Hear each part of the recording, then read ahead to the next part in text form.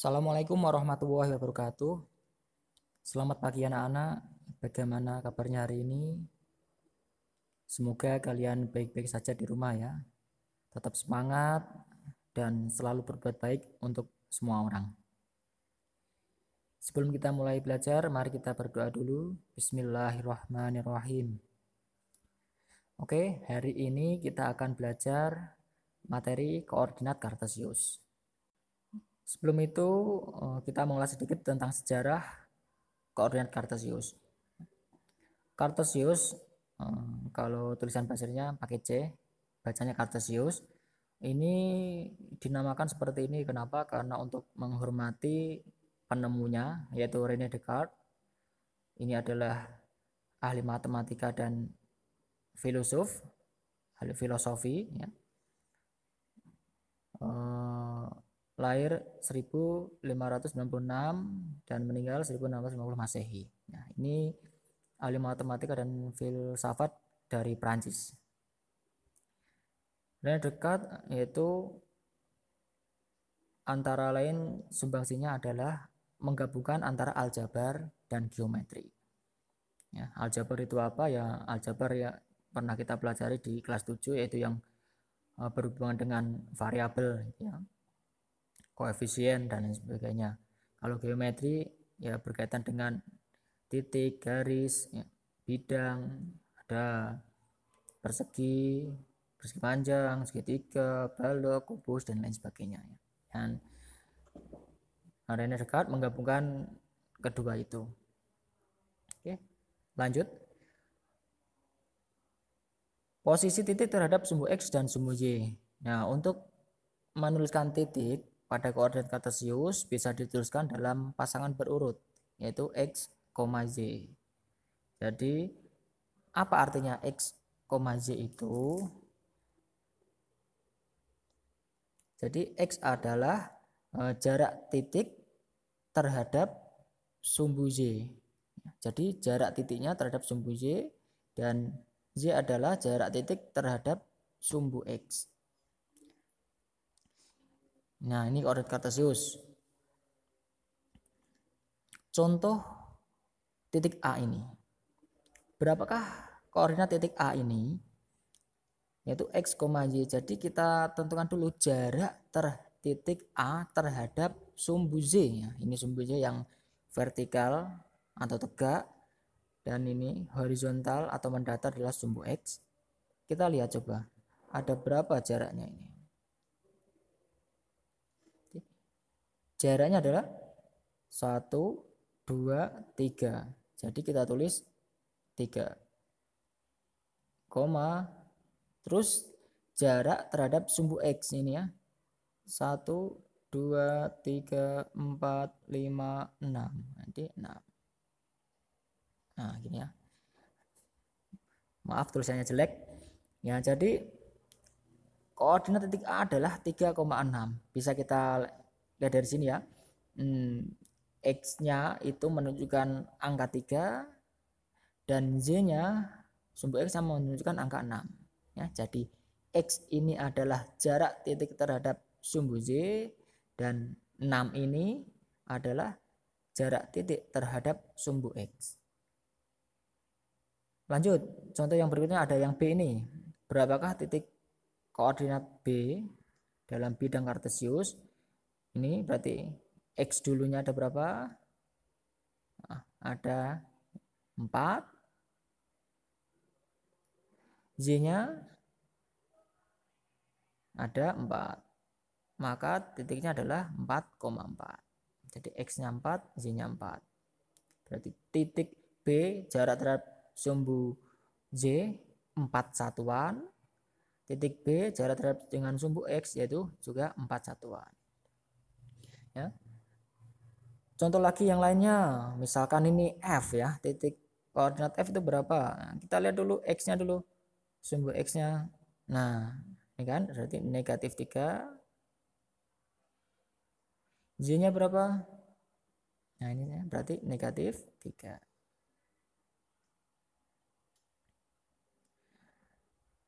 Terus misalkan titik G ini, coba titik G kita cek.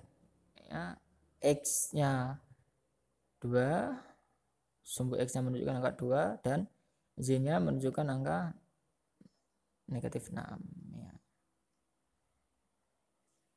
Ya, itu ya.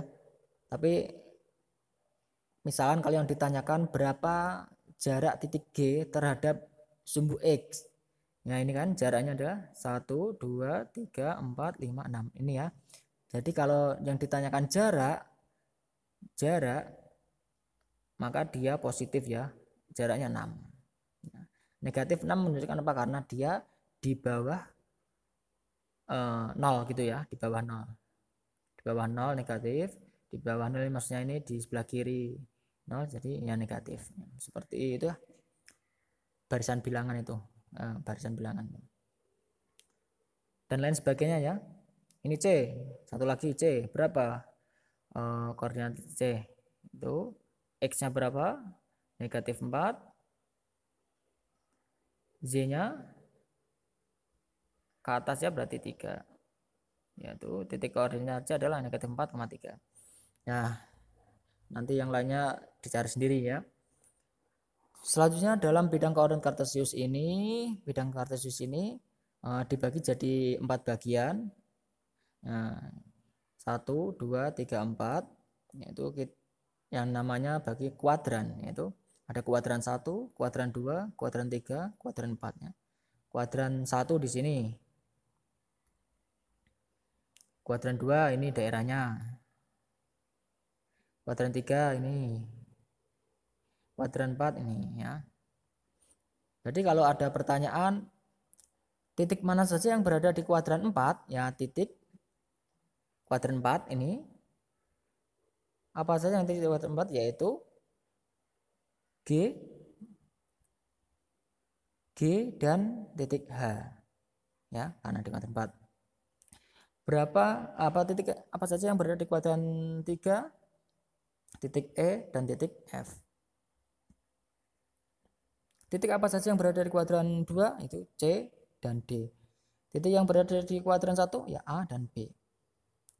Pak, kalau titiknya dalam garis bagaimana, Pak? Misalkan di sini ya. Nah, ini titiknya. Kalau ada titik, misalkan titik C ini, berapa koordinat titik C? Ya, kita lihat dulu X-nya berapa. Menunjukkan negatif 4. Z-nya berapa? Nah, ini Z-nya. Berarti karena tidak ke atas, tidak ke bawah, menempel di sumbu X, maka Z-nya adalah 0. Ya. Jika titiknya terletak dalam sumbu, maka dia tidak terletak di kuadran 1, 2, 3 maupun 4. Dia terletak dalam sumbu ya. Ini di sini terletak dalam sumbu X. Kalau misalkan di sini titik misalkan di sini adalah, maka koordinatnya adalah karena X-nya dulu, X-nya 0, Z-nya berapa? Z-nya 5. Ini juga titiknya terletak dalam sumbu Z. Lanjut.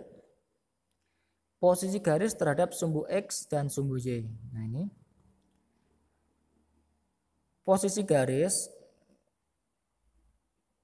terhadap sumbu X dan sumbu Y ada yang kita bahas di sini ada 2, yaitu sejajar dan berpotongan.